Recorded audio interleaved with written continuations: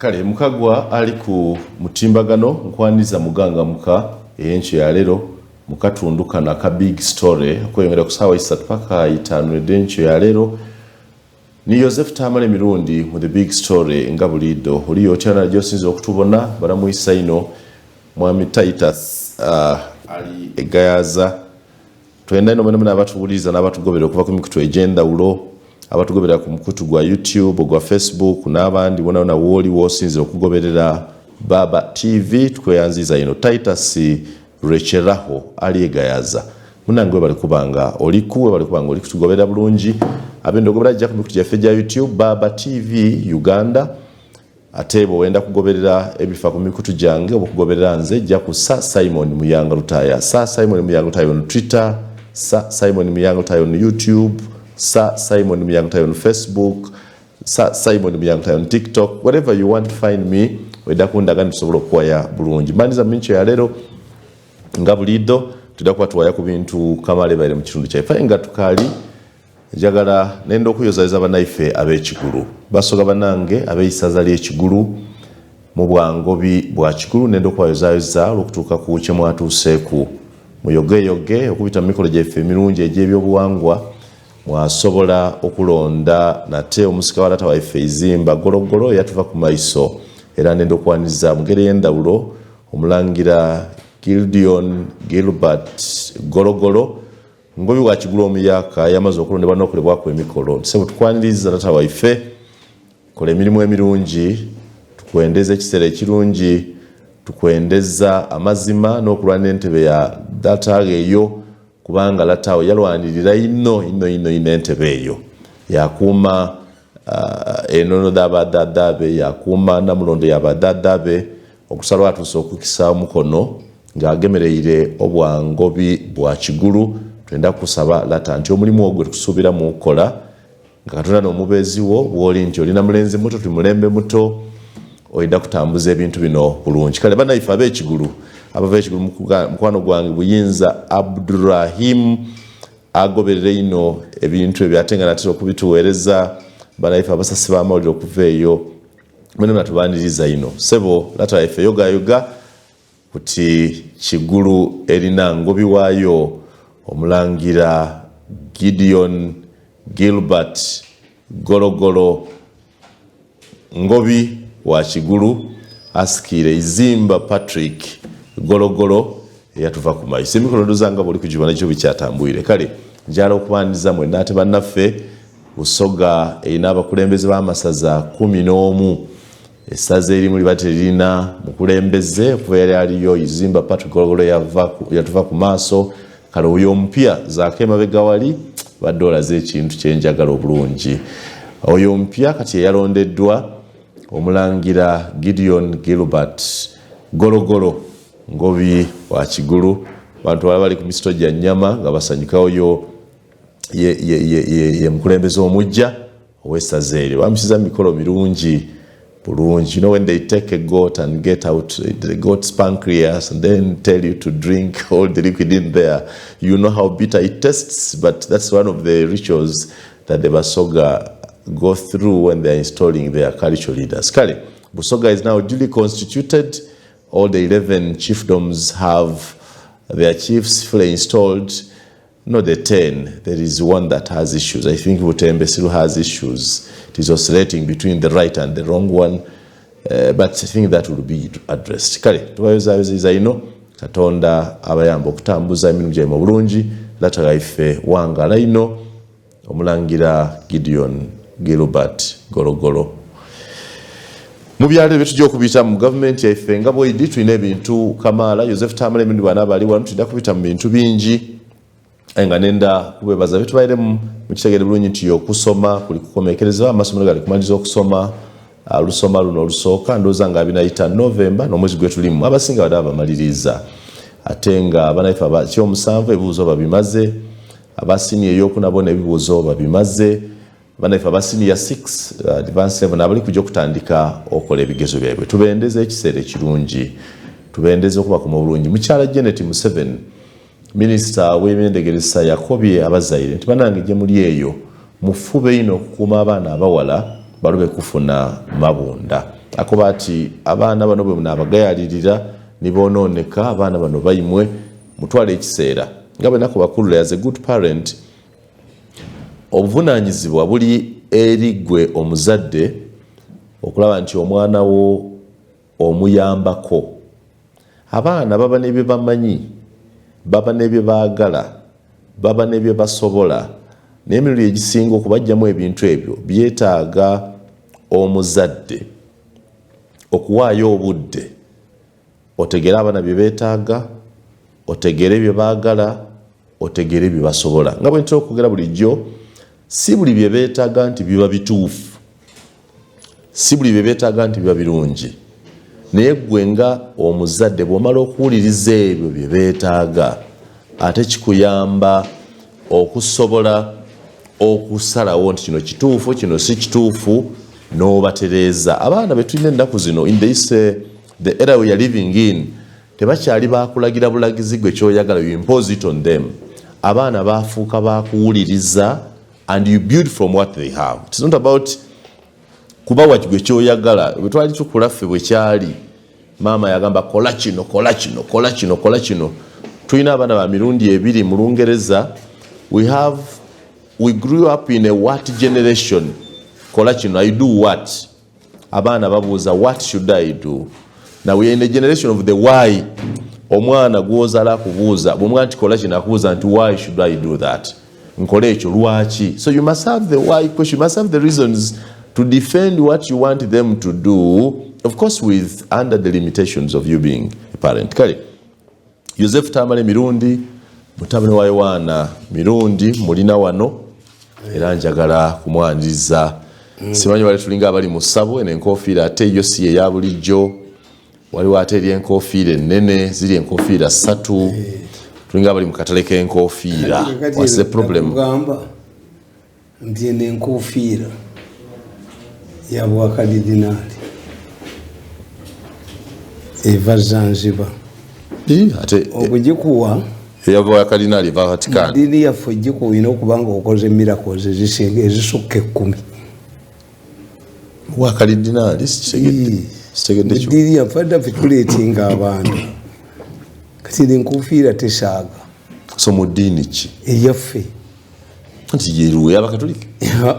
Eyaffe eri. Era muganda nga yafudde. Muganda nga badde abeera butawuka. Swaibo sali. Naye abadde abiri ayina emizinga ng'egyange. Omulala bamuyitanga Budatatiifu Kyeggunu. Naye yali ayina emizinga ng'egyange. Kakati nze ndina misairo ezikuuma famire. So oli yafudde. Kana bigenda kudda wuwo. Kakati titiiza okujja mu n'omusajja yafukamira mu maaso ga paapa nakwata omutwe. Toswala ebintu ebyo obiwuliriza. Paapa yagenda Nigeria enkuba n'ejja okutonnya. Enkuba bw'ejja okutonnya nga paapa talina kyakkola. Baleeta omusajja alinga nze n'awuuba embooba enkuba n'egenda. Paapa n'amukwata mu ngalo.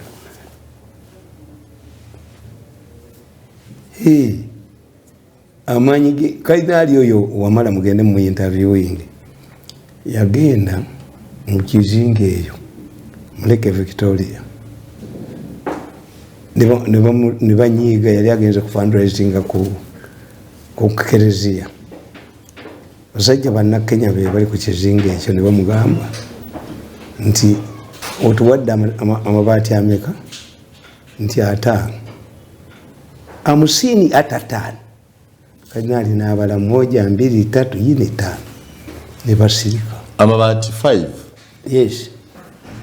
Ne bamutera mu birabo bibaamuwa ne bamuteramu endiga tesala nyanja. Kardinali kept quiet. Omusomesa n'amugamba endiga eyo tojja gitwala yasirika busirisi. Baba yingira ennyanja ekiddo ne kitimba ennyanja. Sapule ne zikolooba. Naye obudde bwe bwaziba enzikiriza ekutte. Ekiddo kitimbye ennyanja. Endiga baagijjamu ne bagisuula nga tebamubuulidde. Ekiddo ne kita. Naye bwe yatuuka ku lukalu teyabuuza ndiga. Yesu yajja kujjamu kalikyato.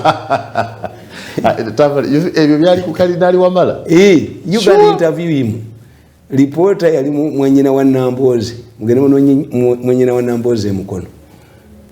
endiga bagisuula ekiddo nekita endiga tesala nyanja tasala kalija kakati muganda ngoyo yafudde abadde abeera butawuka butambala bayitawo butawuka abadde alina abaana 8 ansinza 10 abadde ansinza 10 abaana ayina abaana 80 akusinza 10 abadde ansinza 10 olina abaana 7 ate abadde mukulu abadde ansinga kakati nkugamba omanyi mmwe kyemutamanyi kasatu kuba abasajja bano nga badduka you have 70 children babadde bakasoba kubanga badduka boge magezi gaabwe ge bayina so eno enkofiira yakalinali ate ziri eno enkofiira tugiyita nseegumire era entunga yayo giraba nti yemu naye yavudde Zanzibar eno nseegumire eno tugiyita nseegumire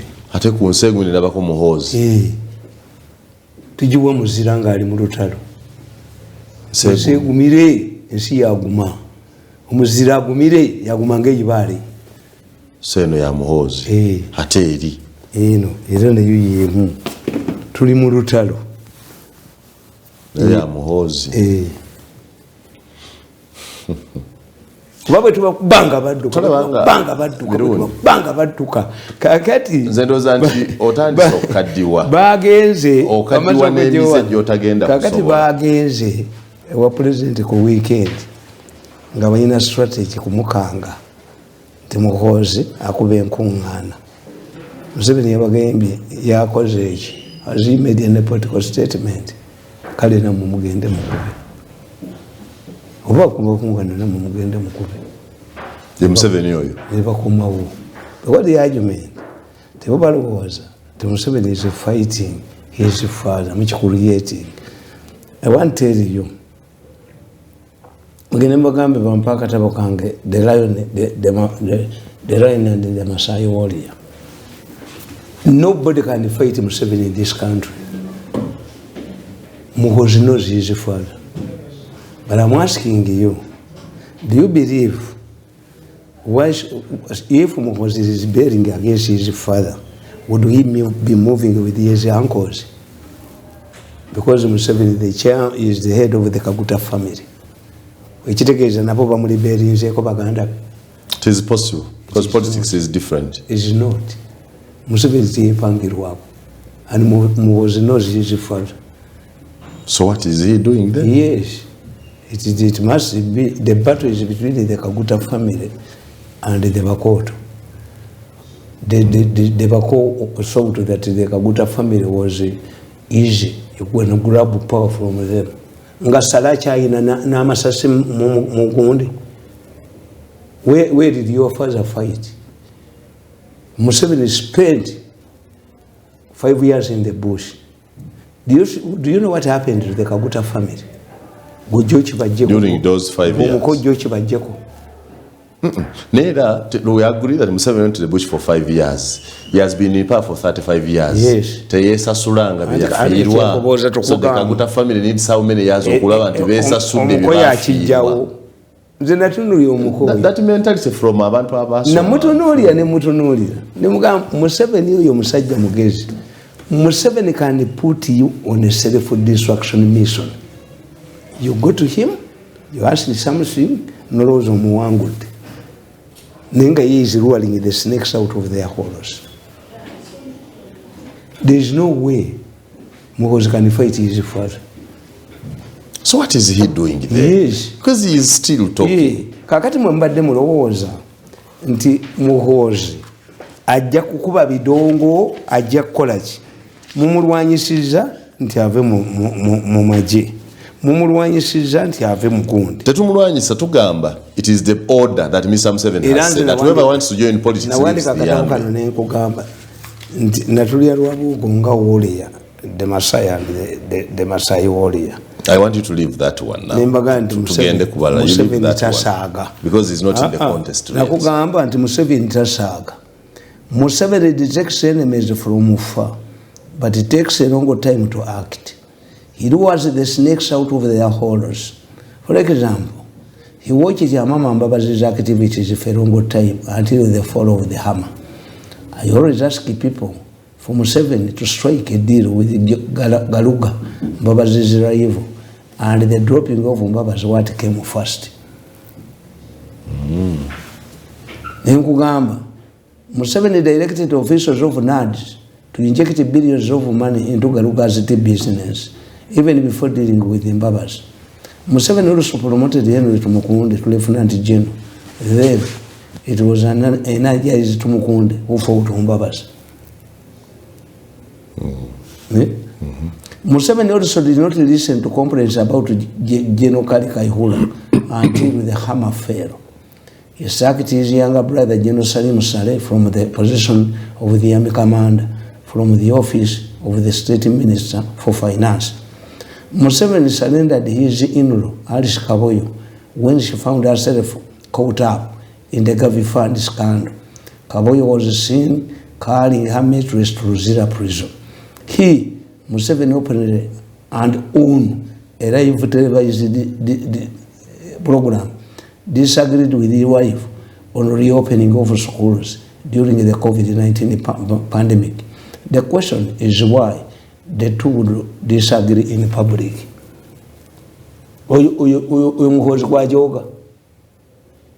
A man who can disagree with his wife live on TV. But I think at the time they disagreed, it was the president versus the minister. Minister of Education and the president of the country. A story is of his close relative who stole his cows, and Museveni reportedly surrendered the man to law enforcement officers for prosecution. It is rumored that Muzeyi's father, the late Muzeyi Amos Kaguta, saved the man by taking a hunger strike. Museveni mwita wakuzanya. Nti Muhoozi yepankira kutaata we. Ngabuno obugwagwa bw'obuzava bw'obukola babuwa ssente. Ninkugamba, in 1986, the most powerful woman in NRM, the most powerful women in NRM were Madam Gertrude Njuba and Hajati Janet Mukwaya. When escorts of the late Oliver Zizinga killed a suspected criminal, Museveni surrendered her to face the law. Zizinga was only released by court even when she had lost 9 children in the war. Zizinga lost 9 children in the war. It came a time that it was Chamobori and Omana Wafud. Museveni yamuyita ekikunyu to defeat Kayira. Naye base court ibe kasaba kubumundu surrendered her to the law enforcement officers. This is the Museveni you should understand. Negamba, Museveni sacked General Eri Tumwine, a member of the 27 pioneers of the Rural Bush War. General Tumwine is one of the Bush War heroes with a permanent reminder of the Kabamba attack when he lost an eye. Those who were in the bush know the role Chobe played during the initial stages of the struggle. There's a man called Chobe. Even when Museveni was leaving for Libya to meet Muammar Gaddafi in 1983, he spent the night at Chobe's house. However, when Chobe found himself on the wrong side of the law, he was arrested and surrendered to the law. So you agree that Museveni is not easy to fight? No. Haji Serunjoji, you don't know him, was recently arrested on the orders of the State Minister Sam Mayanja, contributed enormously to the NRM struggle. One of his wives was grabbed by the soldier during the Bush War days, only to be reunited with Serunjoji after the war. And in spite of this, Serunjoji was put behind the bars. During the Gavi Fund scandal, Professor Gilbert Bukenya, the former vice president, who used to call himself Mahogany, was also put in prison and had to face the law. Now, Sam Kutesa, whose daughter is married to Museveni's son, and the two married from the same family, also suffered the same fate. He was dragged to the dock and humbled to the bone marrow. The only thing he got was seeing Museveni's family members present in the court.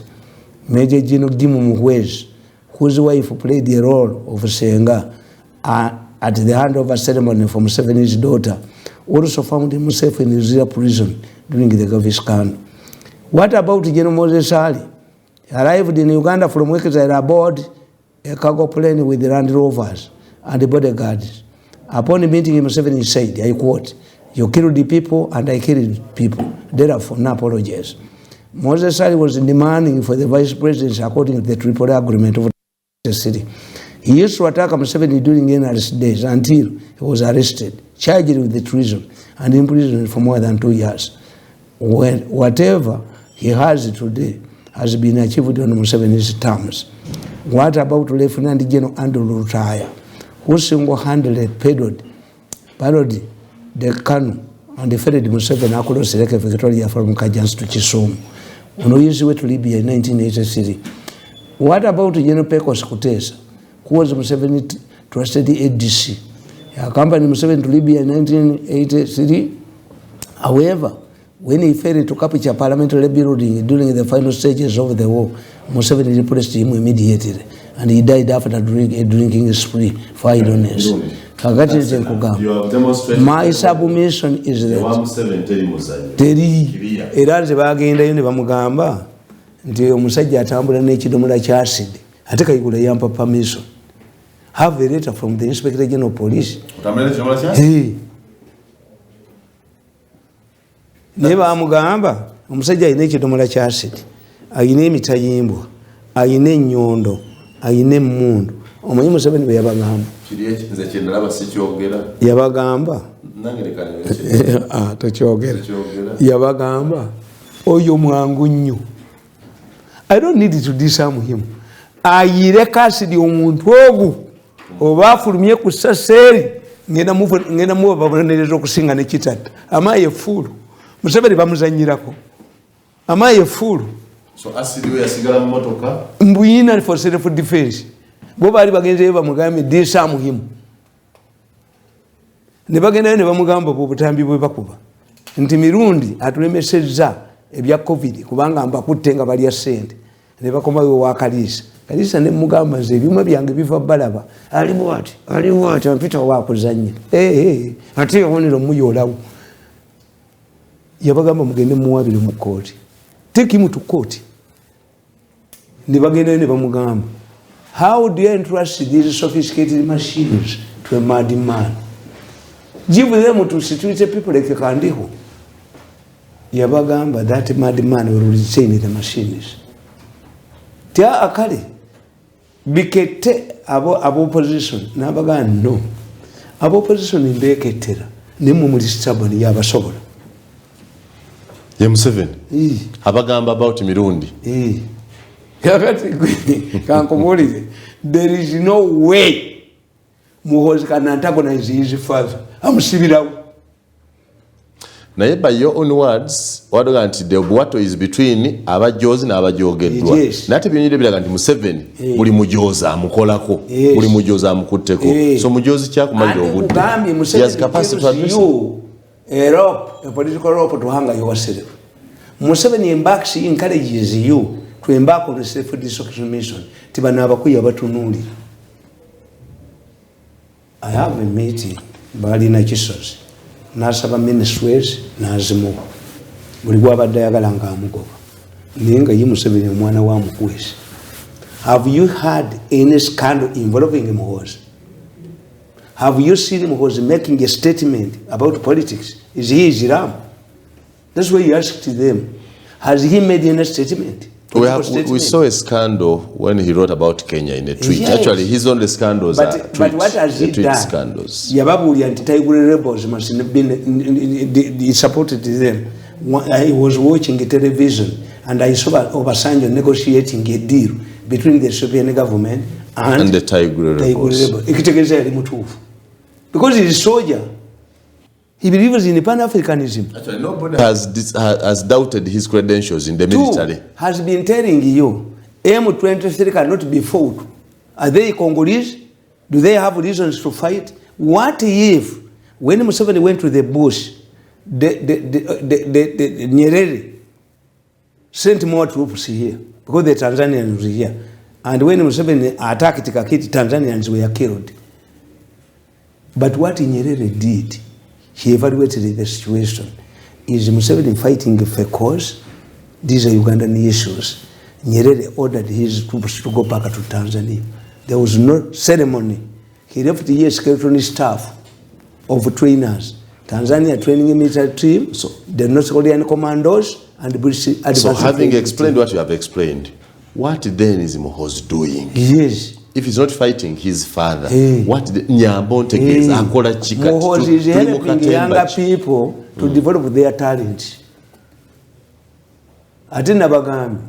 If he was helping young people develop their talents, then he would help Bobby Wine too, because Bobby Wine is a young man whose talent is undoubted. But what is more important is that why do you see the close relatives of Museveni accompanying this younger man whenever he goes? Why? I take it as a upper hand. Yanti Kuburia, Kubaka race Mubabiti.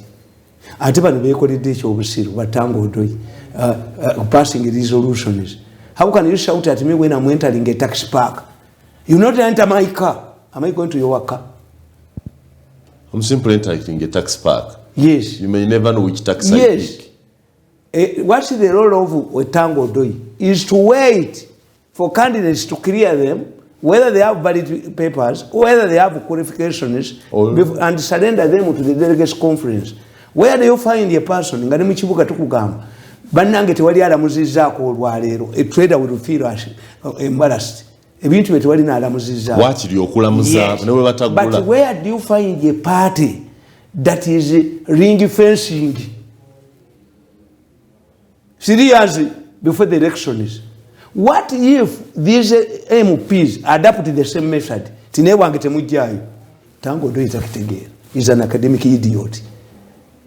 You would even be happy to say our party has attracted several candidates because we have those who express their wishes, we have the aspiring candidates, we have hopefuls who can also graduate into candidates.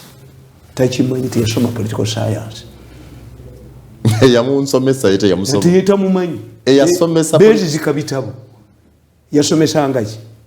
Yasomesa nga diguli bagita BA flat. Ani. Tuyine kyosoma. Edasebo. Tango Doi yatusomesa obusomesa yasomesa that's why I have not gone for PhD. I have not gone for PhD because he's a good teacher by you. I'm not impressed. One of the best professors I have not been impressed by a professor except one, Professor Mukwaya Musoga. Professor Mukwaya had an indelible impact on me in the political science. So your result of Professor Mukwaya? Another one, Mosin, was 2. Only? 2. They are the only professors you know? No. So, kakati ona amazo bafunako upper hand.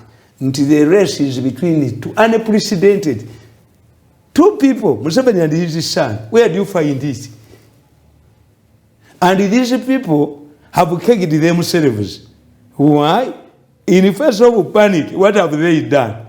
Resolution is bagana okuleta candidate omulala kitegeeza nawe abadde ayagala bakugalidde weggaliddeyo. You have to abide with these resolutions.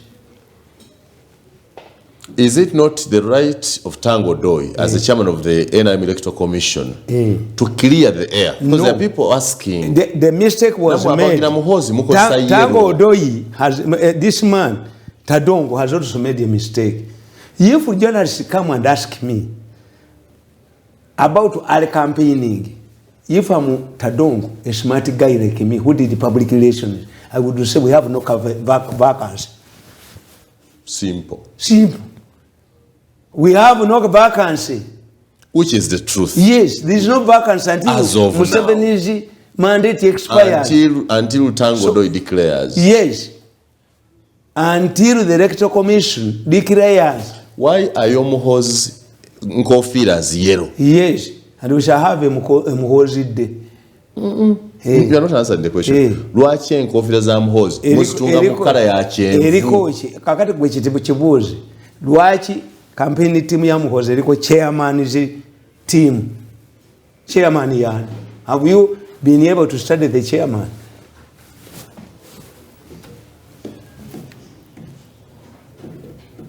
Chairman yani. Anti chairman yani. Chairman yani. Ani chairman wa Muhoozi. Chairman's team. Chairman yani. chairman yani Muhoozi. Goliyo chairman yani. I had taken the time some years before talking to my friend Sally. But yesterday I had contact with him. Yes. Why? Nemo mulizi yo singa wakwire ne mubuuda by'omwogerako wano. Nti Sally tayinza kukkiriza ne mudere badde ayagala stories zange zinamwandikangako mu nsiko. Nemo mulowooza. You see, let me tell you, you must be realistic. When a nun joins the Catholic Church, he does not expect to be a bishop. Because it is not possible. Yes. It is not possible. How can you say that a son-in-law can succeed his father? Ubaba Museveni tebali wabasale bajja. Obise bya kikanti Muganda wo umutabali wa oba wa mukulu wa. A liberated country is like a hunted animal. A liberated country is like a hunted animal.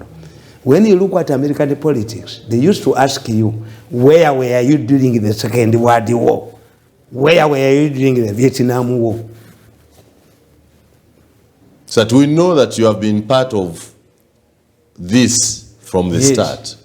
So unless you plan, these people, the way they are fighting Muhoozi is the way I have defeated them. The argument was that if you impoverish this man, we will come kneeling before us. Attempts were made. The president told them, get 5 Actually, ate bali bakusobodde. Waliwo watembe yangu bukofiira. Ate bansasula. Yasoma political science. Ate bansasula. Bukofiira ne babukwatira. Mobilize ate bansasula. No, babukwata because you had gone too ate buno babusasuliddewo. Across the bridge, there is no more sorrow. Across the bridge, there's no more pain. The sun will shine across the river, and you will never be unhappy again. No busuti bwonna obukadde nabwokeza bwavumbuvuddemu.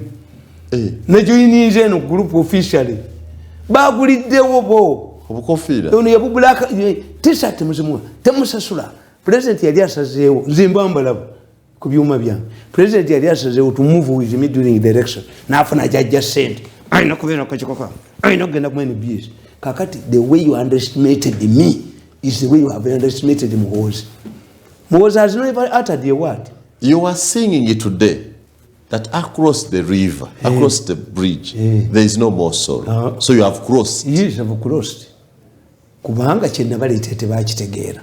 Nabaleeta ne mbagamba, let us give Museveni, let us amend the constitution. Why? We are going to get a popular younger man atufuga emyaka 6. Reinstate term limits. Ligani yagamba nsigadde mukyanjagala. Ni change wa constitution. The Americans did not start with the term limits. Since you have the power to remove and reinstate, kakati term limits zaki. But in 1956, President wa America yabagonda ebigo 3.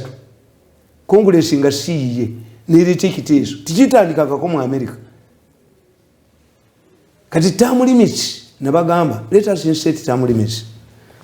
Ekyo tukireete. Nembaga nti I know term limits are instated by a president who wants to check his successor.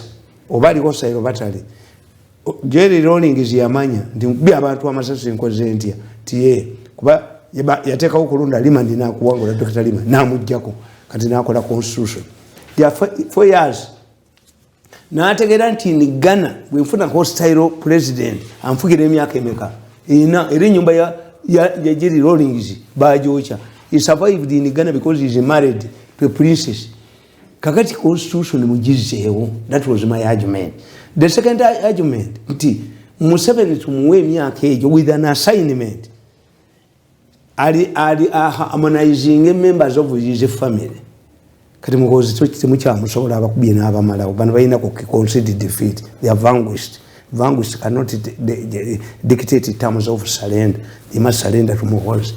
2. Tuteekewo reconciliation process. Ti omusajja omukambwe nga Bobi Wine mulikonsayiringe naye abaana be mbasasule. Reconciliation process. Why do you believe that Raila Odinga cannot rule Kenya? Bamusiba nnyo ne bambonyabonya bwakwata kupa waba abadduse emisinde.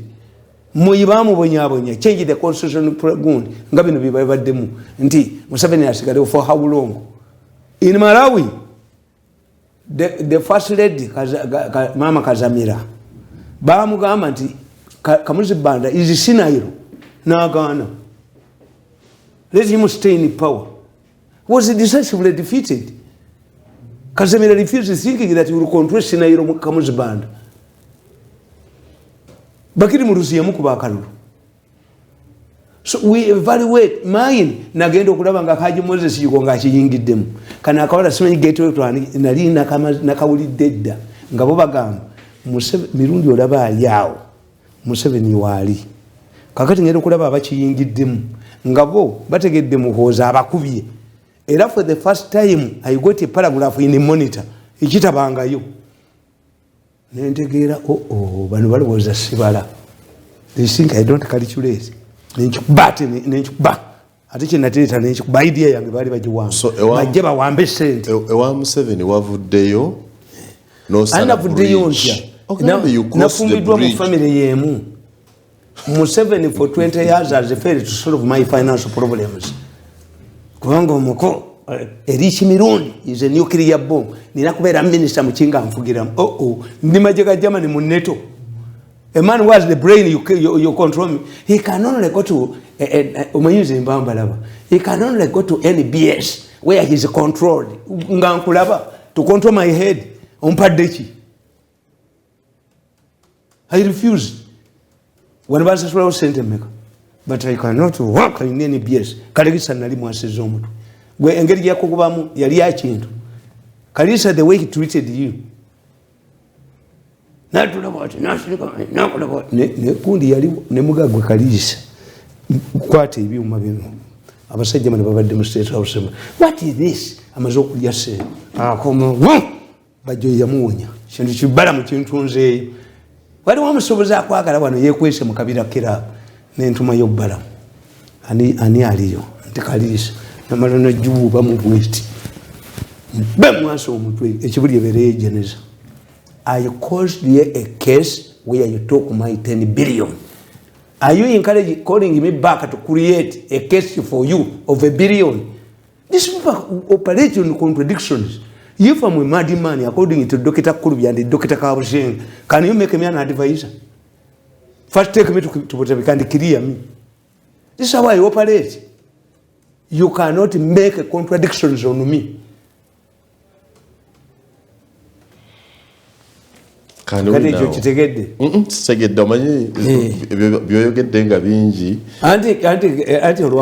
you call a man who wrote a resignation letter and say when I voluntarily wrote a resignation letter and addressed a press conference, then I know that there is a problem in the Uganda information.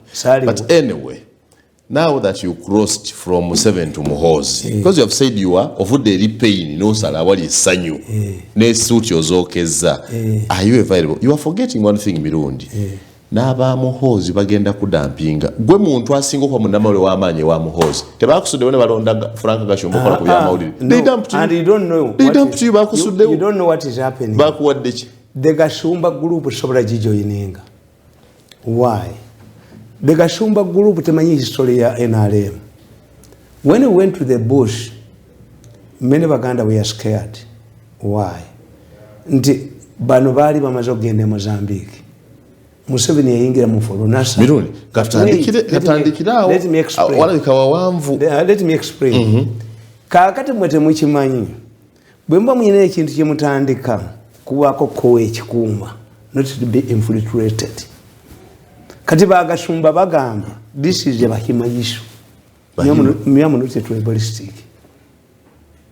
Ate bagamba nti Bahima issue nga balonza abantu balonza abantu kaga mu basatu okuva ebusoga Arua Buganda, which is actually now more of a nationalistic. Who presided over their meeting? Their issue is bonna balwanira Jesus. Abatabuliko bonna balwanira Nabi Muhammad. They differ. Bano bonna revival churches bonna ba Jesus. These people are not a break away from Muhoozi. But the way they are, because they are not the real tactics, Do you expect Muhoozi, even if Muhoozi harbors president's ambitions, you think he would just make a structure that exposed to the enemy? Nze yanno ndokubera ku tiimu ye organizing committee ne bankubira essimu ne mbagamba okuli kiwanuka ne kalugire sijja kutuulako. Wazaliwa n'obukyayi ku bantu. Mbagamba nti Muhoozi tiimu is infiltrated. Sijja kubeerayo. Kubanza I'm not looking for jobs. I have the brain. Obakino kyabadde Democratic bagambye abawagira Muhoozi beerondemu mirundi bakusudde tebakuyita nakuyita balonze Gashumba. Imagine Gashumba is their media strategist gwe bakusudde, you are not there. The very day they had their election, we were having a party at Kololo, Eya Gundi. Do you know how I was treated at Kololo? Eya Kenzo. Do you know that when I went to greet these ministers, except Nabanja, all of them stood up? Do you know that I found a table specifically for me? Do you know that this man invited me even in the dressing room? Do you see the pictures I took with the chairman Toyota? And do you know what the meetings that followed up the meeting? So as it becomes a political gathering? I'm telling you. It was a music concert. Nti Muhoozi ya developing bitone bya abantu. Is not interested in politics. Yet, how do you know whether Muhoozi is campaigning for his father? So the use of Mirundi. What are you saying? Mirundi. You are speaking. You are confusing us.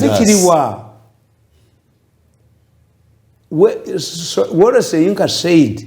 If you read a book and you fail to understand it, you say it was not meant for you. Muhoozi singa gano okwesimbawo ate kitaawe nadda nga tuga nti across the bridge ogambye you across the bridge. What will you do? We must harmonize. The battle is between the Kaguta family and Abagalo Chiolawo. As if the Kaguta family did not ezo jijamu ekintu kyayo. So the presidency in Uganda belongs to the Kaguta family. Salogantire no vumane sale no joka buli mwana mujoka buli mwana mujoka buli mwana mujoka buli mwana ekyo kyawedde. The battle is over. Oli munnamawulire, let's go on record. Yes. The presidency in Uganda belongs to the Kaguta family. There is a contribution. You will never erase Museveni's contribution in this country. Yes, George Washington is invoked in America every day. Does that guarantee his son, his grandson, and others? Now we later. Let's have a short break. We'll be right back. Story continues. Rumu na Mirundi yangamba wano mu bigambo bye nagamba Muyanga ekya government ya FDC bwejja ze nyinza okusookayo nyinza okola mu government ya besinga gwe tolimu nenzikiriza era naye we wadde balonda government eyekiseere n'atambuza emirimu gya Muhoozi bamusudde ne baleta ne bamusula completely wali we bamuwadde structure y'abantu nkaaga mu basatu ono yasaze bridge talina waali Gashumba yakulemberera amawulire Museveni yakuwanako n'okolako naye ono tebakutunuza na ku mmeeza. Gwe tetutabula by the time you were electing that group the high command was at Kololo. I'm at the high command level. Oh. Yes. But you see, tumumanyi buyekera nti Muhoozi cannot expose kubanga bano everybody thinks nti money. May I have a weakness in money? Thinking money. Abantu banyine baloza musenge. People think that when you go to join Muhoozi, we will see you tomorrow. Muhoozi not seen. Kakati bane babera frustrated. You are supporting somebody you don't see. Andi kugambye nti bana abalowooza they will see Muhoozi tomorrow. Muhoozi is not panicking. Muhoozi is following the footsteps of his father. And me I suspect Muhoozi is under the total guidance of his father. The way Museveni operates is Muhoozi operating. When they went to Libya in 1983, Gaddafi yabaga nti murwanire wamu Kaira, Rescue Front, and Museveni said no, we shall be infiltrated. Emundu ezize lusanvu baziwereza mu nnyonyi Libya n'ezisuula eruweero. Immediately Kaira got his guns, attacked Rubiri nga talina na follow back position.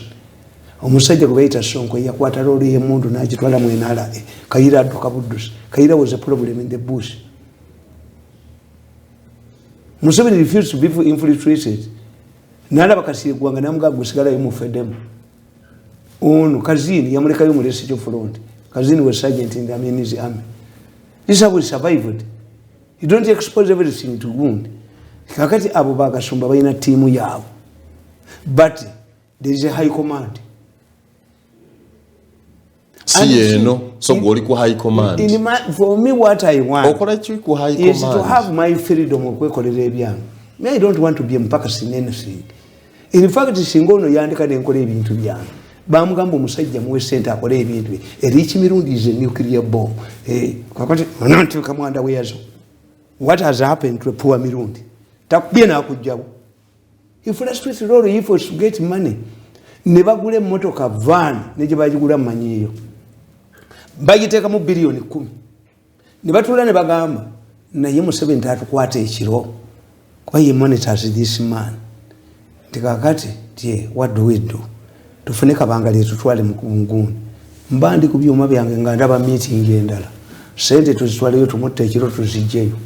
Nemba wereza message me for 10 years I've been communicating with them on nabo bakimanyi.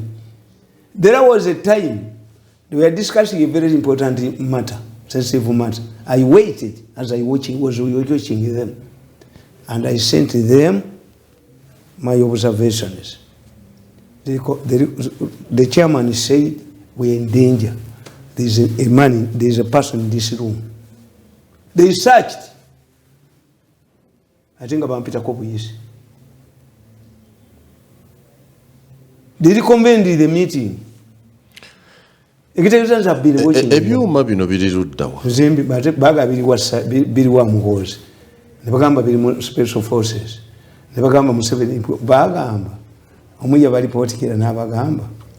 I've watched Museveni transferring CDs to a modern machine. What does this mean? It means Museveni feed Mirundi feeds Museveni, not vice versa. Kubabu bagamba nti yamulagira okutuvuma. Ye yamuwa order n'akuvuma. Ani Museveni alagira govuma abantu. Kakati ate bagenda okitegeera. Somebody was watching. Waliwo gwe yagamba n'amugamba yajja n'anyumiza banne nti ankubidde akatambi n'enfuka ne mu mpale. N'asooka ndeka ne mu kkubo. Waliwo yabba 20 billion mu Bank of Uganda. Namuga return that money. Return it there. Bring it here. Museveni. Gagamba azibbi. Yes. Nazimutwalira. Nakoma unanyumiza banne. What did he tell you? The man was watching him and he asked him, "Have you returned the money?" "Yes." "Where is it?" "It's here."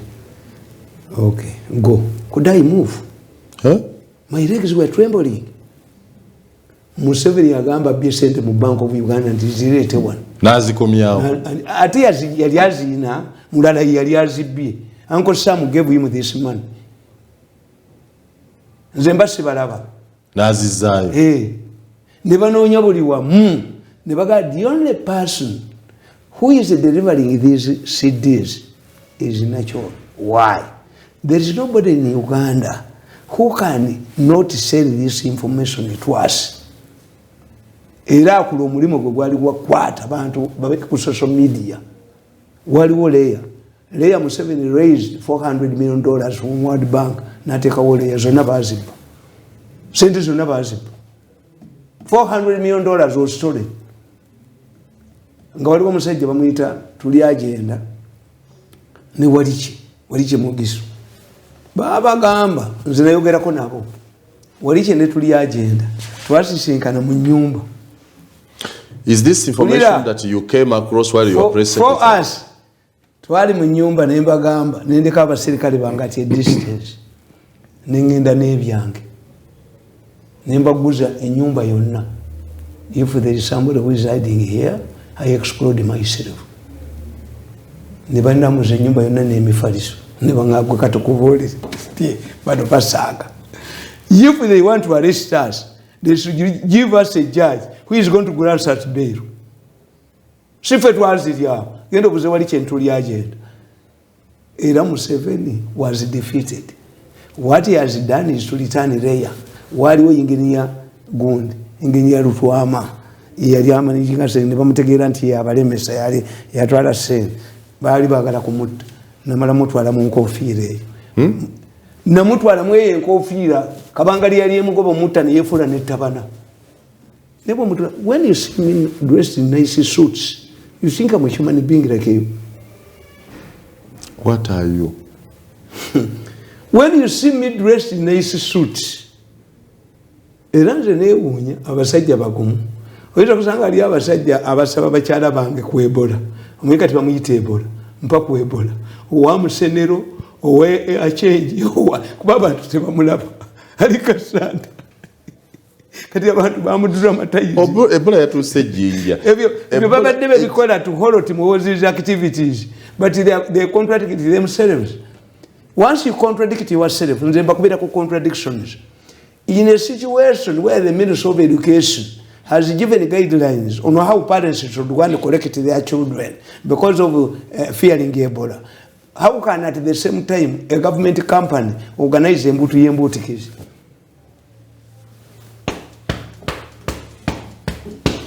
The big story on Baba TV. So Ebola is you think Ebola is not real? But what's your problem with Ebola? 52 people in 2 months. Yes. How many people have died in accidents about malaria? Ebola is a curable disease with available drugs. Why don't you go and buy drugs? Mafias don't solve a problem.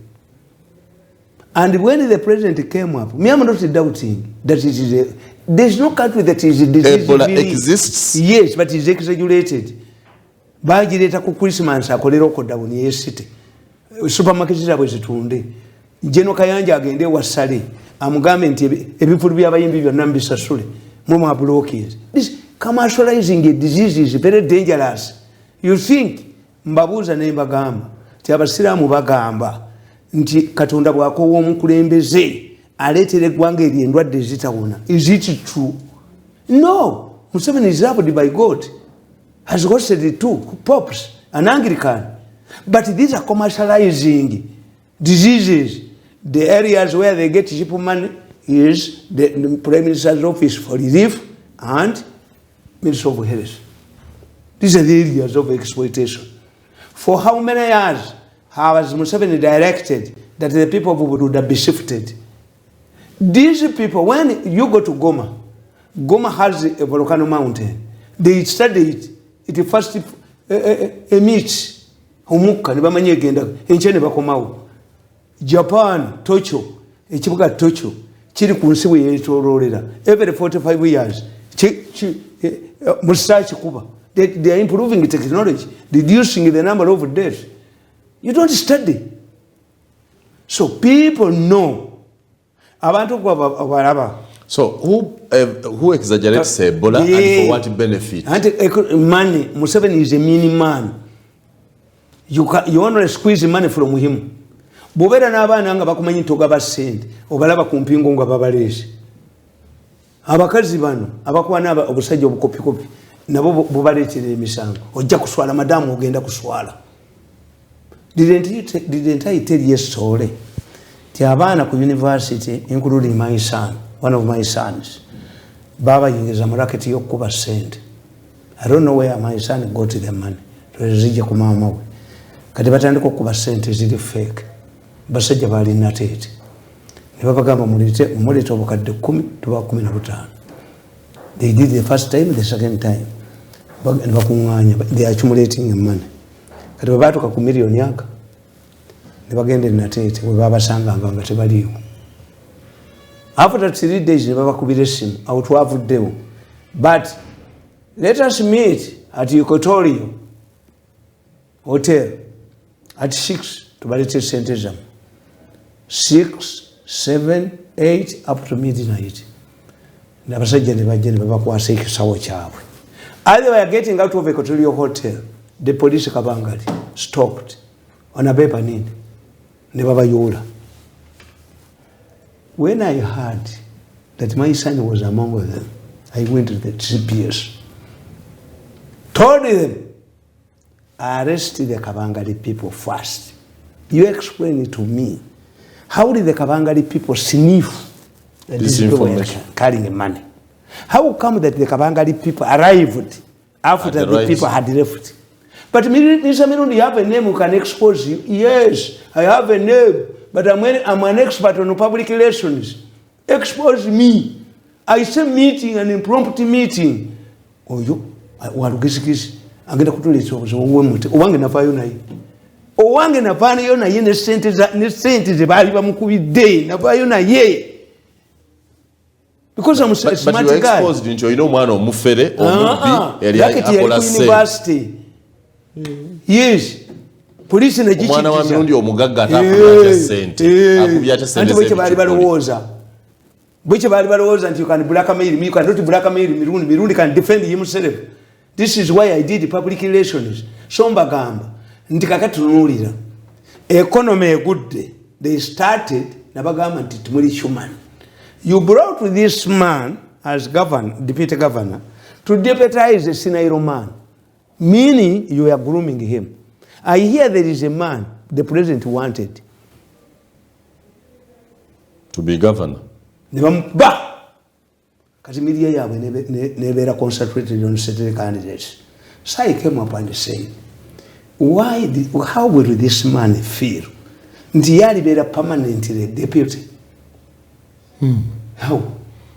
What you should do? Government yabajoga n'abajogibwa. That's what you say. At least make it suffer. Omusajja omuwogwa minister omugobe ku myezi 6. Nenga kino kyakikoze eki.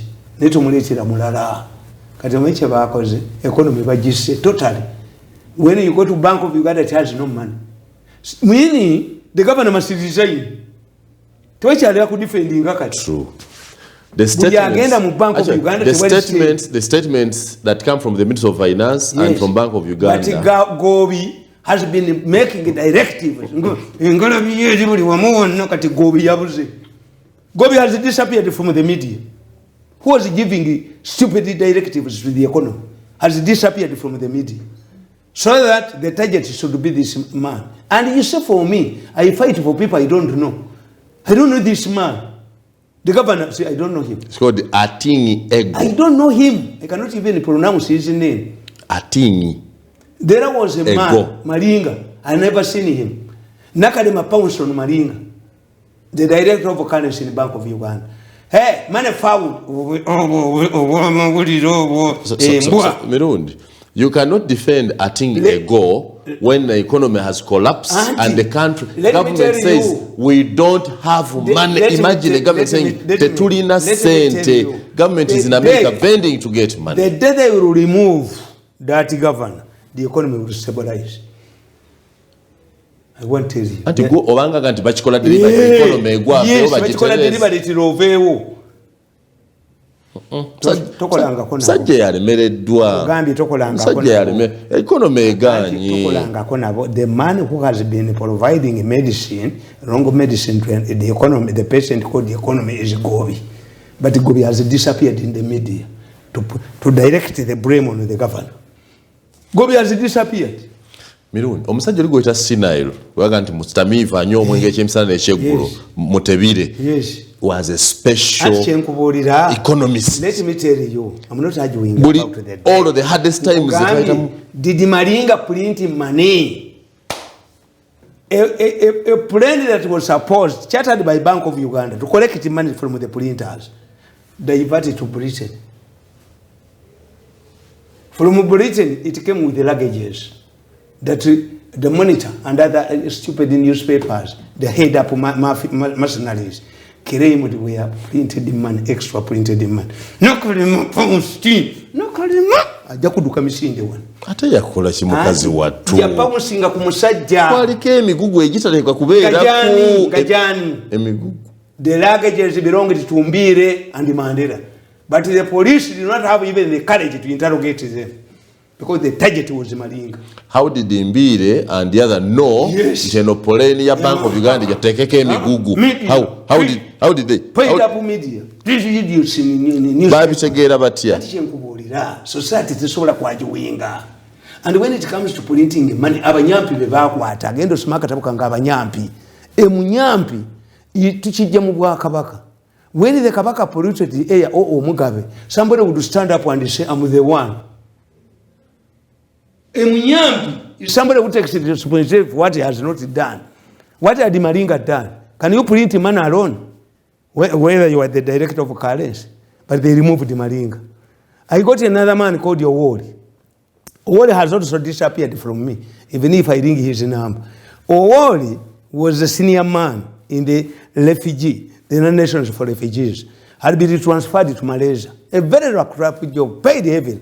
Bamujayo, like this man, innocent man in the Bank of Uganda. They corrected him.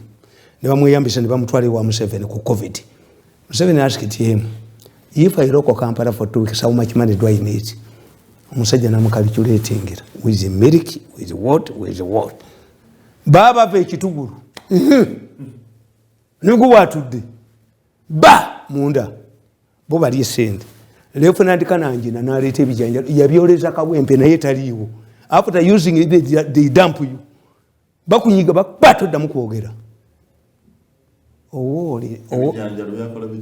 Ebifu. Bagamba gundi omukazi oyo omukadde. Vamalo bajugane bakomyo. Vamalo ewange kyagaana. Bunjoka tutinga n'omwatta munne. Amunuti ekiduli. Kakati gundi. Sakasakwa bakawadde foto kasanyufu nnyo sakwa balimba tebaamuwadde nkuvulidde kitata yazzeeyo ali nabo nnyo kitata bamuleetera ku njega ono gwe baasiba abudala kitata nze namuwonya era mama wa kitata mukwano gwange nnyo bannange bw'aba yazzeeyo teyampuliriza yazzeeyo ate bwe bakola people don't know toli wa kika kyange otherwise you people don't know that Kitata was an innocent man from day one. He had been given security you know what? By government. Innocent? Yes. Had been given security, police guard right there. Kitata was moving with his guns openly. Kitata was taken to the court martial, but the Bijambia people who were arraigned before court in Masaka escaped. Abakedde mu kooti ya Masaka balabye Katemba atali musasulire. Abasajja bavunaanibwa okutema abantu ebijambiya bwe batwalidde mu kooti bajufulumye ne badduka. Olwo abaserikale ba prison ne bakuba amasasi mu bbanga nga bali tebayimirira kwekwesoka ekibira. Where is ekibira near Masaka court? There was a waiting vehicle where these people entered. And this was a well-organized plot. The Kabaka was in Nkoni. There was a function at Kako presided over by Makubuya. So the security was seen in Masaka. This is when they decided to take these people, not handcuffed. Kitata Nabagama, you people, you are idiots. Why? How can you say that you have found Kitata with a golden pistol? It's only Gaddafi who had the golden pistol. If you find, use the condoms under the mattress of your son who is 5-year-old, are you saying he's the one using them on his mother? There must be an intruder, a serious one. So if you find Kitata with a golden pistol, Kitata collapsed. He said, Ngajijawa. Gutina tasobola kwata kubakala moja balumba ne bali awone ne bafumbira n'emmere. He cannot handle the Kalamajongo warriors who raided his home and his security company. Kitata is with them.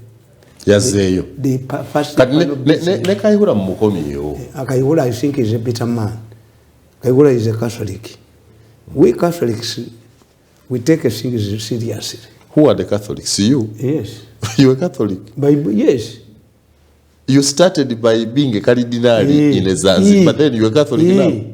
I don't know what I'm handling. You don't know what I'm explaining. If bofumbe bijanjalo ebyakatogo oloze minwe kiki ekigifuula nga giri soft supu ona amazzi agagiyiseemu. Even though I believe in the tradition, but I have traits of a Catholic. ebyasigalamu. Okay, so Mwaba Catholic, you are saying Kakura is a Catholic, so he must be a bitter man, and then you said we the Catholics. Let me now understand how Catholics behave when used and dumped. Used and dumped. Gwetolaba Catholic Church. Catholic Church ogiraba nnyo ng'abalokole. Yavuddeyo omulundi gumu ku education. And they brought valid reasons. Yes. I want to applaud the Catholic because Church. The Catholic Church for being too organized. Catholic Church temugitegeera. Credible suggestions. Those reforms are real. Let me explain to you how the Catholic Church operates. Catholic Church tefaayo who is in power because its structures are entrenched. When somebody is asked, what's the most powerful embassy in Uganda? You can say that American embassy. You can say the British embassy. No, it's the Vatican embassy. The Vatican. All of the churches belongs to the Vatican. All of the Catholic schools belongs to that one. The nuns and the so the strongest embassy in Uganda is the Vatican embassy. It is also a fact that the strongest institution in the world is the Catholic Church. Yes. It's no doubt. It's no question. The strongest. But bakufaako. Abakatoliki tebagitating for power. This is why many Catholic priests came up with this song, this Mogere. They are not excited like a Baroko who should be in power. The Catholic Church is very strong. They outlive the Idi Amin. They have outlived the many good. Catholic Church is relying a call for power. Even in Malawi, they fought Kamusi Banda, but a Muslim defeated the Kamusi Banda. In Kenya, the Baroko were excited. In fact, in Kenya, this man, the vice president, his wife has a church. Gachagua. This the wife of Ruto, even Ruto, yatandika kuyimba mu kwaya. Malawi, what? A Morocco won in Malawi. In Zambia, Morocco won. In Kenya, Morocco won. The Catholic Church is not bothered. They are not bothered. As long as you don't interfere with their interests. You stop them from recruiting, from running seminaries. Cut off with their prayers. The Catholic Church was the first one. This is a breakaway. So they don't.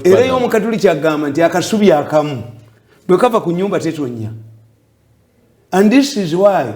So how do you relate the Catholic Church to Kaihura? Because that's why except the diluted one was a Kenya. But the strong Catholic, no humiliating. How do you put a disclaimer? How do you put a disclaimer on Kenya? Diluted. Guarani Kenya agenda mu church Rubaga okusoma ku Sunday. Mwe yadukiranga yo buli kaseera. Nebamufuula nebali bakole kanisa ekereziya yali chairman wa kakiiko. Manya kibiso kulonga kye yamukola nga agenza okusembera yamukuba kabonero. Tiyamuwa Westia. Abakatu abaina bakagula ndiye ekikatoliki tuwate kimanyi. Tajja kuswaza neta kuwa omubiri gwa Kristo akuba kabonero. Nuva mulayi. Lwaki siriya mubiri gwa Kristo? Anti katosaanidde. The big story ku Baba TV tukyeyongerayo ne Joseph Tamale Mirundi program bulirwaku na sawa 3 paka 5 ate bagikuddiramu ekiro ku sawa 4 tugobere bulungi ku mikutu gyonna egy'emitimbagano Baba TV Uganda ate nange bw'oyagala okungobera genda ku Simon Muyanga Lutaaya ojja kuba osanga ebyo byonna byetaaga okumanya twongere okunyumyamu Mirundi. Joe Biden president wa America amaze nakkiriza okusisinkana mwami Museveni. Ekintu kyakirese wakalega bicha nti tajja musisinkana human rights record mbi tamuzimba mudumu. How has Museveni fixed this? Let me tell you, many African leaders don't live power on their own. They are directed by America. If you don't know it. Obasanjo wanted to get a third term. When he visited the United States, Bush senior refused to see him. And he said, I can only meet you if you surrender Taylor to ISIS. He went. But they had negotiated a deal which paved the way for Liberian peace. And Taylor be given a mansion, all of facilities in Nigeria, and he would not be persecuted. He rushed back Obasanjo, surrendered Taylor. Gaddafi told them, now that you have surrendered Taylor to ICC, all African leaders will end up in The Hague. Gaddafi was listened to. But eventually, he went back to the United States. Bush told him, don't you think that Nigeria can work without you?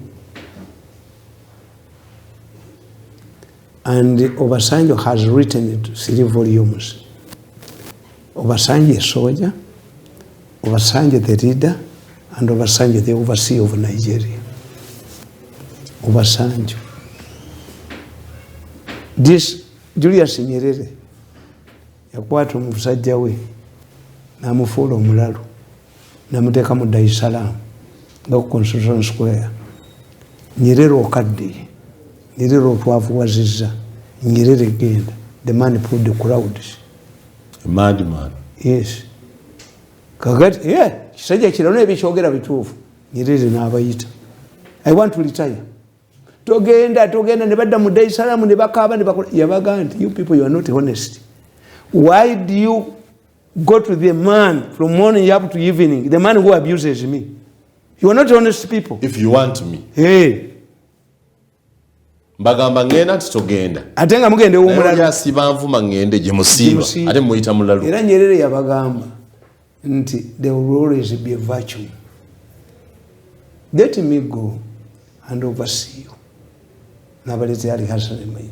The contenders were Salim Ahmed Salim and Edward Sokoine, Prime Minister. Edward Sokoine was killed in an accident. The other one disappeared in the air. The Zanzibari. He brought Ali Hassan Mai. Nyerere died out of power. Moi, but with great influence, went to the United States to meet Bush. Bush refused to see him. He only met the foreign minister Oko. When Oko went back, he was killed, assassinated. He was a fool. Why?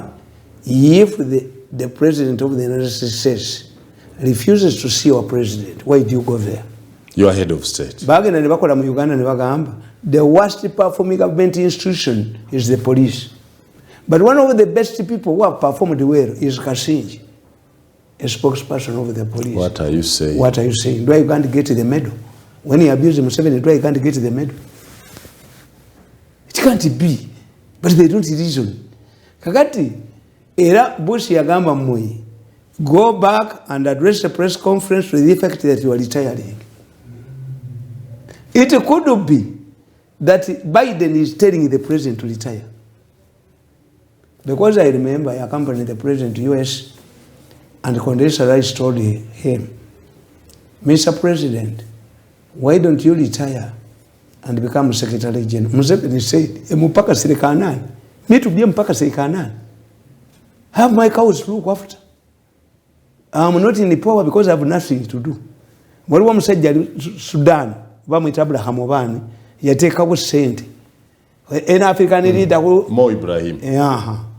And I said, do you believe that these African leaders are killing it to power because they don't have money? They are the richest. So the issue is not money. Then Condoleezza Rice asked Museveni, Mr. Museveni, you have not stashed money on the foreign banks like other African leaders. What is your insurance? Museveni said, my insurance is a peaceful Uganda. I'm going to remain in Uganda. So me, I know. Museveni knows when he will go. And I'm seeing actions of a retiring president. And I'm telling you, we have principles that guide succession. One, a retiring president must ensure that his successor will guarantee him a peaceful retirement. In Uganda, who can ensure a peaceful retirement for Museveni than his biological son when you are serious? No. A retiring president must ensure that his successor will not establish a strong political power base. You are saying he is weak. And he has managed it. He is showing himself, demonstrated that he is an independent man. He's running away from his father's shadow, but he's remaining a very obedient son to his father. Very unique. 3, a retiring president must ensure that he will not be surrendered to the international bodies like ICC. Can Muhoozi surrender his father to ICC even if it is not? 3, a retiring president must surrender power to somebody he knows. Knowing in politics doesn't mean that I don't know you, Muyanga, and you don't know me. That's why in court, when you go to stand as a surety, they ask you, can you guarantee ntaja kuduka? Relationship you na yeye ilirudawa. Kakati all of this ejo era mukoza akirina. Which means tibano bwembamba labanga bazanya. Kyobala bambagamba nti realism means there is no Muko who can succeed his father-in-law. Museveni left the only wajoga court, only wajoga court, only wajoga obusungu America bweyasooka okukozesa okiraba ng'egaana okulaba Museveni waaweddewo the issues eno survey ogiraba gyetumaliza. This is a survey made by surveyors abagenze ne basurveyinga ettaka hamu lyakayanira balisanze gyeriri ng'ettaka lino bamubyeko ne yiika 85 ne bakiguza omuyindi wa Serena Kalugiri yazze mu musango yakiikira Buganda Land Board amwavuwazi ekisajja ekyansakisoninga kino kyeki surveyor kyekikulira Wakiso kyekikulira Luweero kyekikulira Buganda Land Board naye gwe kyetukugamba ye Kalugiri ayinza okudduka tewali kizimbe kikubayingira naye gwe tujja kuttira wano ebyo byebakozesiibi kubyasiza mutwe wano and you can see somebody say, Chigundo wabidde kabaka mu court. The man has been called. Mukiswaza kiwulikikana bubi. Andi kubulidde. Kiwulikikana bubi. Bobe bamuyise mu court. Ne byasama. Waliwo yawangudde abaana bamutese eggulo. Yes. Omusango Dr. Kasassa. Let me tell you. Naye mbu kabaka ye kabaka naawe oli Muganda. Kabaka mutawa waabirwa. Atya. Kabaka grabbed the Mulira's wife, Mutesi. Mulira went to court to challenge the Kabaka. But the court ruled that the Kabaka is not suable, but sue Mutesi as an individual. Matayo Mugwanya, when the Kabaka failed to swear him in, after winning the Maokota South to go to the Buganda Luchiko, he went to court and sued Mutesi. This is new. You who are Kabaka Talaba Mukamaracha Yasama. Atalaba Mukamayasama. If you don't want to be challenged, then avoid the challengeable things. In a certain modern Gagobian Kubolide, no Gama Mumana, you know, Kundagira, how knowledgeable. Abagabaso Kundagira. To Okundagira, you must be more knowledgeable than me. Mumuga and Murim baby. Mbadiva Wam 7 Kusasira. We have a handle and an advisor. An advisor must be Kuyukoyo. A public relations manager and a public relations officer are different. So why can't Haman the Kabaka talk? No. As king and servant. Kalugiri. Why do you drag yourselves in this? He's a lawyer. Look at him as a lawyer, not as anything else. He is a lawyer. Baba Kalugiri, they are making inroads in Uganda. I'm more powerful than these people. Chapa mutako nachikuba nikisirika. Nachuba chamule mokupama.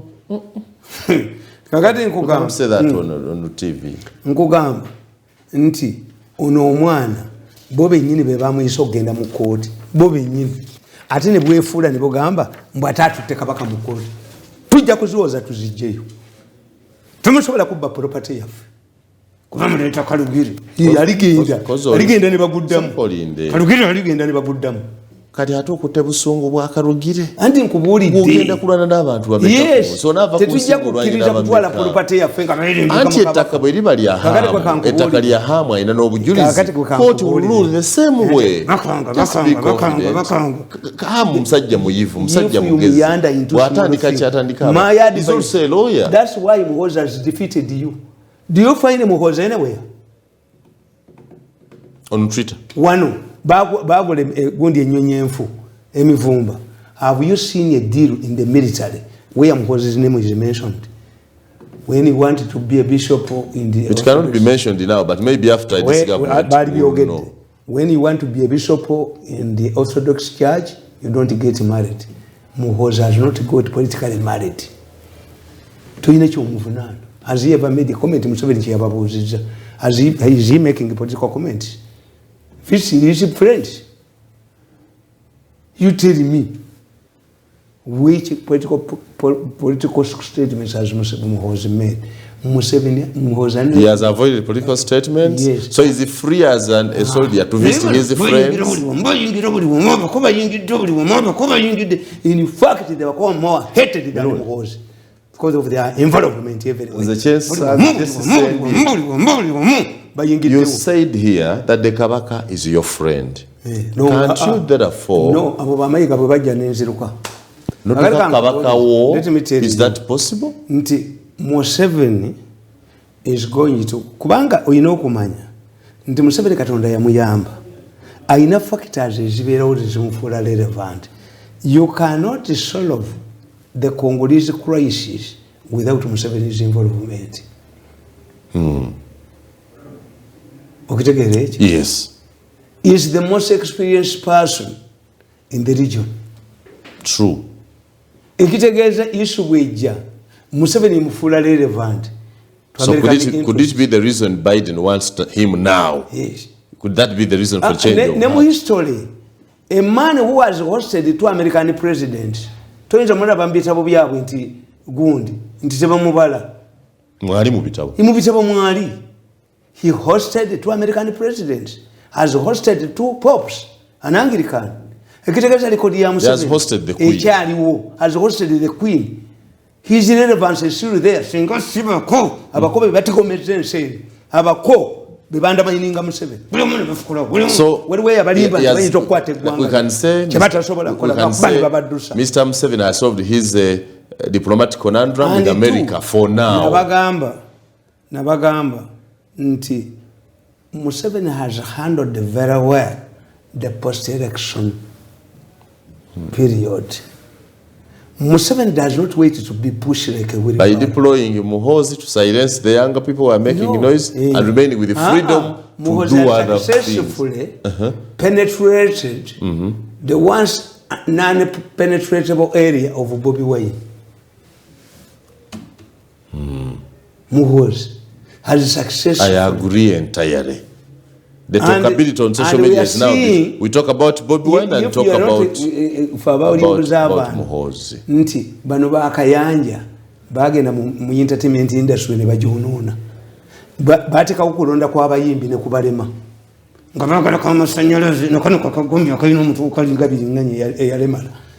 They ended up undermining the music entertainment industry. The way Muhoozi is moving is different. But how does when I was at Chivuru Chakezo, it was a beehive for all musicians. Kenzo? Yes. So you mean Kenzo is the rallying point now? Yes. Our Grammy Award, we congratulate him. Yes. Eddie Kenzo. Eddie Kenzo is now a factor. Bakayanja chebayo none eri ku center. Ngabaka kuinsolinga bumasanyalaze kakagomba. Ate wagantu waliwo abagala okumutta ate abategeeza ki. And Kenzo. Yes. Those ones can happen, intimidating you. How many times may I have survived poison 5 times? Sags, I was watching them. Nalimba laba ku byuma byange nga battled again the Mutungo County Club.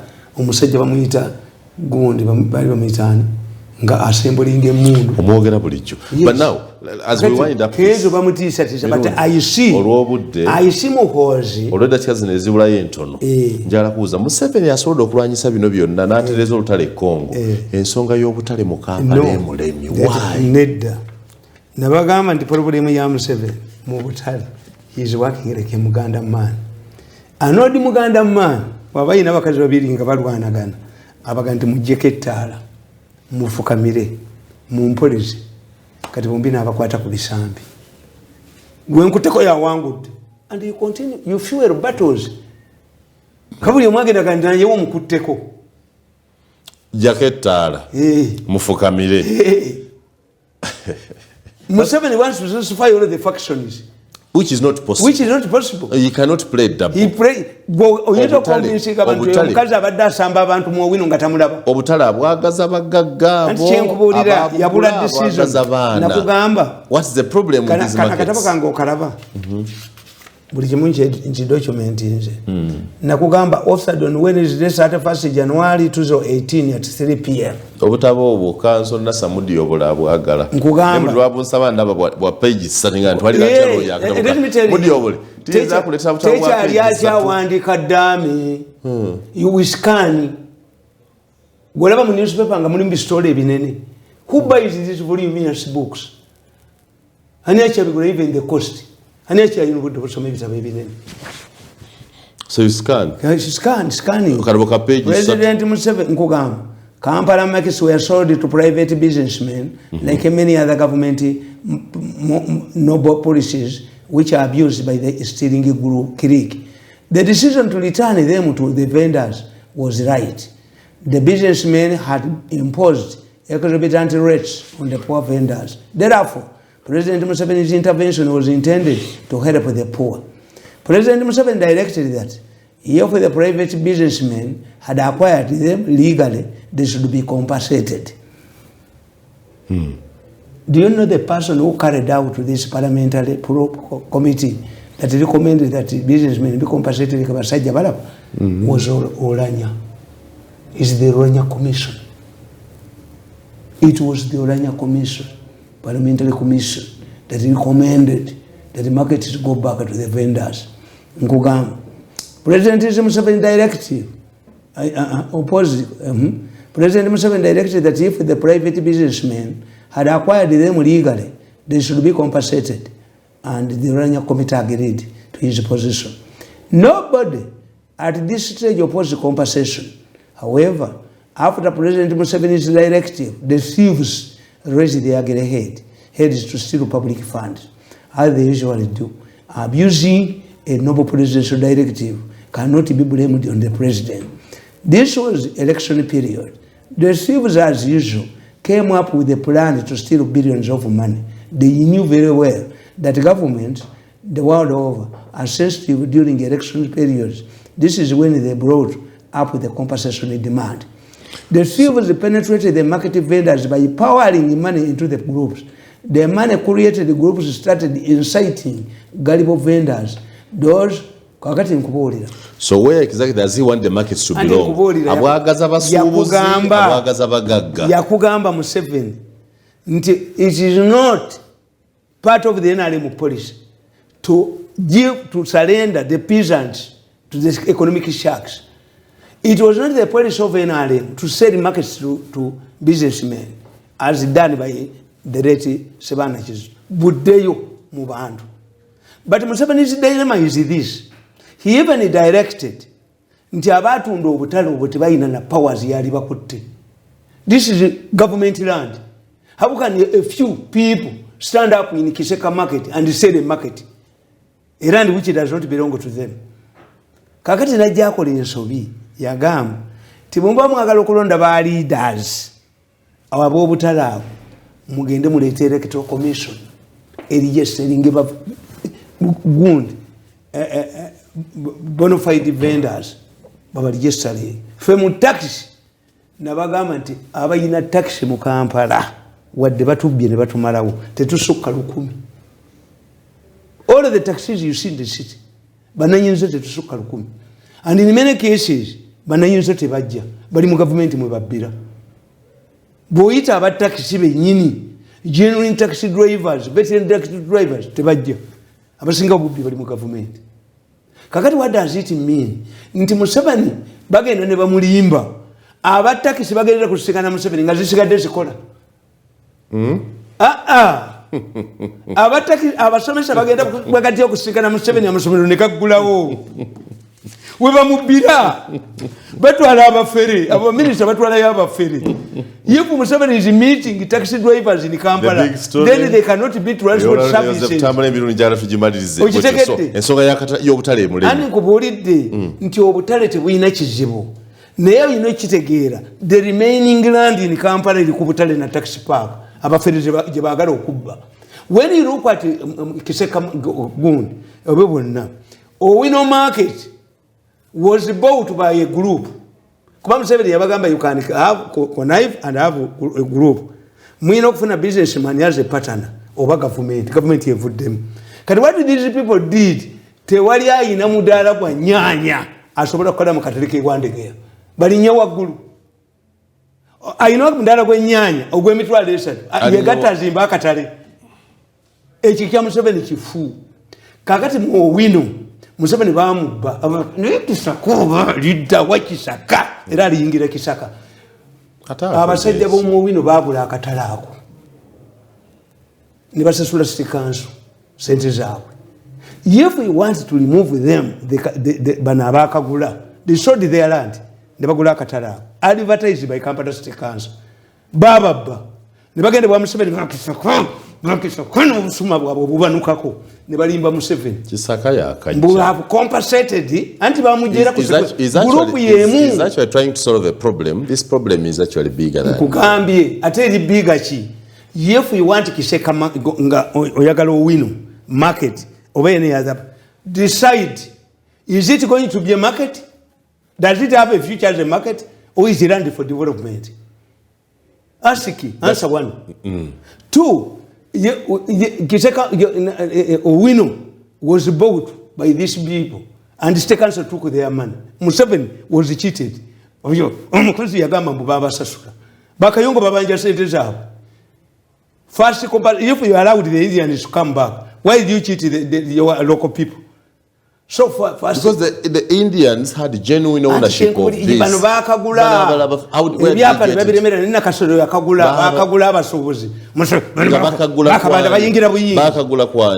City Council. The commanders are just confusing himself. Commander is this woman, arrogant woman. First answer one problem. These markets were bought by traders. Answer those people. Bought from who? Yes, from government, from state council. Babu tunda ba state council. Owino ne bagitunda. So abagoba kati yani. Ani abagoba kati. Anti baba sasula. Kati commander yewu wewu bachi. Gero gambe Museveni we have two problems. As we chase out this woman, the market was ate Museveni bampangidde. Waliwo ine ekyapa kya Owino market. Ekyapa kya Owino market nga kivaawo. Mundaka yono olwenda lwali lusalu na kivuvu. Tewali wo. Ate wabeera wati ekyapa. Bayina ekyapa batambula nakyo mu kyayi Owino bamugulira babbe Museveni. So the history is simple. Ubagenda bakubuli ebyobusiru. We have brought 100 passes. Yes, sir. But you see, Kampala, we don't want to be, people will not be Kampala. Markets cannot be in Kampala. Even in Nakasero world, yes. But we are bringing 100 passes. How can you get a modern ship for a Mirundi Island? If you castrate your men who cannot produce children, how can I at the same time organize the biggest maternity ward? Bongo tebayina. These are idiots. Okitegedde. Oyagala bana ozimba maternity nene kyabasajja. If people are not going to be in Kampala, they argue. You are decongesting Kampala, you are depopulating Kampala, yes. And you are bringing 100 buses and then giving market. We tusobola kutegeera nti obwongo bwo bulimu ennagisi. Mass communication. You criticize, you are allowed to criticize, tovuma. Criticize, naye tovuma. Kakati kankubuuza. You have a rebel group that is attacking police stations, but you are rendering riders who are youth. Nafudde mu motoka wazana nenzina nga ndaba police ijaka aba border They are creating a number of unemployed people. You come under you, bagenda wa Museveni. Kisakawu bamutwe. How can you remove a strong padlock on a door in a village where the village is suffering robberies? Are you sensible? When you have a rebel group you have, which is forcing you, Museveni used to say surrendering. We cannot donate land in Addis Ababa to rebels, but he is surrendering his own police stations to the rebels. Who are not taga, they are not even in Nugu. They are not even everywhere they go, the police runs away, and Museveni donates land territory to them. Before you took the police there, people have been saying the police is nearby. Even if I make an alarm, it will respond. But do saba police or would let us see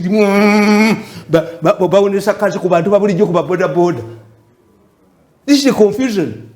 I said, appoint me Kampala minister, I will solve this issue in 6 months. Yes, Mukaga.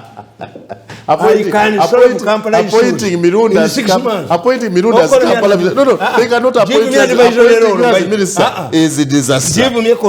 You cannot even advise. You have abused everybody in Kampala. You are biased. You work for some people. How do you choose? I can solve Kampala issues within 2 weeks. You cannot solve that. Because the matter is clear. Obanga tebakusasulanga bukofira bo mwenare. Munokusasula omusaso bukofira bo. First of all, mwatunda obutale Kampala is hard ne babusasula era ne muddamu ne mbutunda Mirundi ne batamu ne batunda owino Museveni ayite bakayongo bamulage documents Mirundi bagulira owino myeka risolo of Kampala 2 weeks all issues in Kampala live emyala ja mujimubiramu 2 issues Mirundi as Kampala minister 2 weeks to solve the problem in Kampala. I've defeated the organic extractors harvesting organs from people. I can also sing for you that across the breeze there is no more song. Museveni mwabataka je loading fee atega a taxi driver who is jobless currently when I'm selling my car tagenderamu kakati ashaba ebinga ati ku loading fee beba broker bayite motoka Museveni yazijja unga tachimanyi ngatamanyi business tachimanyi never eat it bamanyi Mirundi tugende. I am looking at the situation of the Kampala issues. You as Kampala minister Mirundi as Kampala consultant when I get people Jivo Kampala you see there can be a country that is using diseases to undermine us. Make the Minister of Health get a genome as the Minister of Health. A genome. The army, the soldiers are very good at solving issues. We get an army general. Instead of the Dr. Acheng, we get a general. Instead of Dr.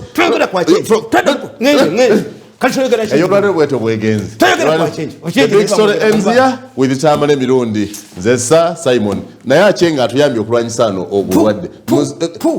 Mirundi. Acheng byakoze sola biko. Oyo yatambula nabyo oyo yatambula. Mirundi Acheng byakoze sola. Acheng kyali nagenda. Rwanyisize byonna Mirundi. Respect people who have performed for us. Abasajja bakoze bulungi.